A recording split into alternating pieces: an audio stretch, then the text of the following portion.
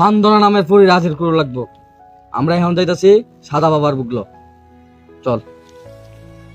আচ্ছা কার কাছে লইলেন আমার কালাম? তুই আর চিনস না? সারা পৃথিবীর লোক হেরে চিনে। হ্যাঁ একটা বই লেখছে, পরি ধরার গর্জন।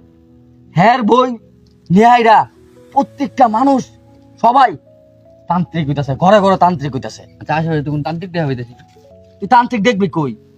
হ্যাঁ এটা তো সব আছে ফেসবুকে আর টিকটকে। তাড়াতাড়ি সাদা বাবা, পান্দনা নামে একটা পরি হাজির করবার চাই আমি, এর একটা সমাধান দেন। যদি তুমি সফল হতে চাও তাহলে আমার লেখা এই বইটি নাও, পরি ধরার গর্জন। এই বইটি নেওয়ার সাথে সাথে থাকবে না তোমার জীবনে কোনো অর্জন। আমি কথা দিয়ে কথা রেখেছি, পরি আসেনি তো ফিরে।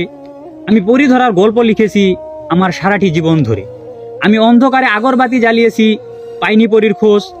আমি পরির অপেক্ষায় ছিলাম, পরি নিজেই হয়েছিল নিখোঁজ। পরি ধরার গর্জন, পৃষ্ঠা নাম্বার লিংচং পং। সাদা বাবা, এটা তো আমনে মন্ত্র কইলেন না, এটা তো আমনে কইলেন ছন্দ। আপাতত মার্কেটে ছন্দই চলে। তাইলে তো বাবা এই বইটা আমারও লাগবো। এই বইটার দাম কত? এই বইটার দাম মাত্র 1000 টাকা। এই বইয়ের দাম 1000 টাকা? 1000 টাকা হাতে নিয়ে এরা যদি আমি পুরি ডাক দেই, এমনি তো সেল সেলাই আয় পড়বো।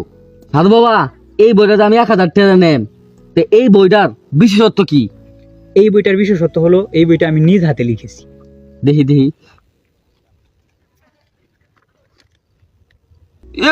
হাতের লেয়া যে খারাপ। দেখি এই বইয়ের প্রথম পৃষ্ঠা কি লেখা আছে। মানুষকে বোকা বানানোর 50টি উপায়। 1000 টাকা দিয়ে এই বইটি নেন আর ঠাস করে বোকা হয়ে যান।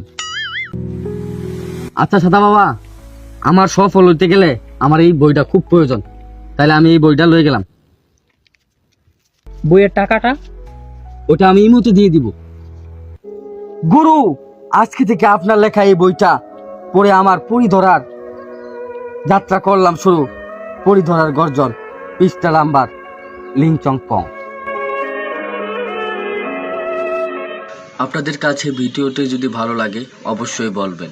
যদি আপনাদের ভালোবাসা যদি পাই, এর পরবর্তী ধাপ নিয়ে আসবো ইনশাল্লাহ।